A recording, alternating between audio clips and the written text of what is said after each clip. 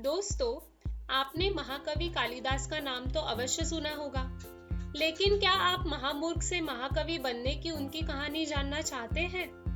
उनकी कहानी हमें बताती है कि किसी भी लक्ष्य को हासिल करना असंभव नहीं है। कालिदास जन्म से ही महामूर्ख थे।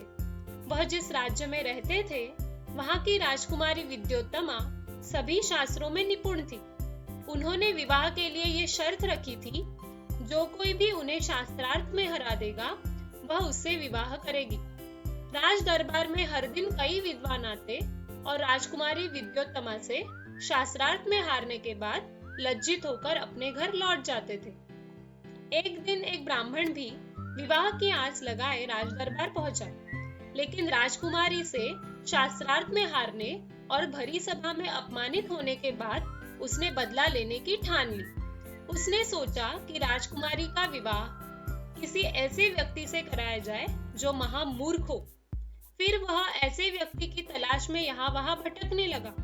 एक दिन उसने देखा कि एक व्यक्ति पेड़ की उसी डाली को काट रहा है जिस पर वह बैठा है।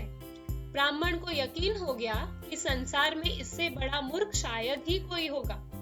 यही व्यक्ति कालिदास था। उस ब्राह्मण ने कालिदास को समझा बुझाकर राजकुमारी से शास्त्रार्थ के लिए तैयार कर लिया, लेकिन यह कहा कि वहां किसी भी हालत में तुम्हें बोलना नहीं है। फिर वह कालिदास को एक विद्वान की वेशभूषा में राज दरबार ले गया। वहां उसने राजकुमारी को बताया कि ये परम व्यक्ति परम विद्वान है, जिन्होंने कुछ दिनों के लिए मौन व्रत धारण किया हुआ है। वह आपके सारे सवालों का जवाब इशारों में ही देंगे। विद्योत्तमा ने चुनौती स्वीकार कर ली और कालिदास को एक अंगुली दिखाई, जिसका मतलब था कि ईश्वर एक है। लेकिन कालिदास ने सोचा कि राजकुमारी उसकी एक आंख फोड़ने की बात कर रही है। जवाब में उसने 2 उंगलियां दिखाई और मन में सोचा कि मैं तो तुम्हारी दोनों आंखें फोड़ दूंगा।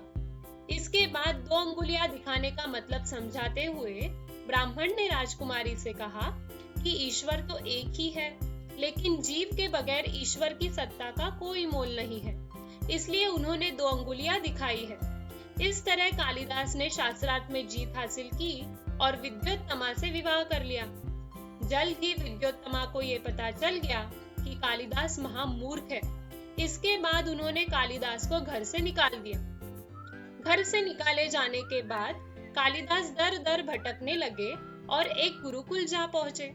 वहां के गुरु के आश्रम में उन्हें साफ सफाई और जंगल से लकड़ियां लाने का काम सौंपा गया। वह आश्रम में ही रहकर वहां का कामकाज करने लगे। प्रतिदिन गुरुदेव के साथ नदी के दूसरे तट पर बने माँ काली के मंदिर जाते और वहां उनकी पूजा के लिए सामग्रियां जुटाते थे। एक दिन भयंकर बारिश की वजह से नदी में बाढ़ आ गई और नदी को पार करके माँ काली के मंदिर जाना गुरुदेव के लिए असंभव हो गया। वह चिंतित दिखाई दे रहे थे कि इतने में कालिदास ने कहा, गुरुदेव, आज मंदिर मैं जाऊंगा। गुरुदेव की आज्ञा लेकर उन्होंने नदी पार की और मंदिर पहुंच गए।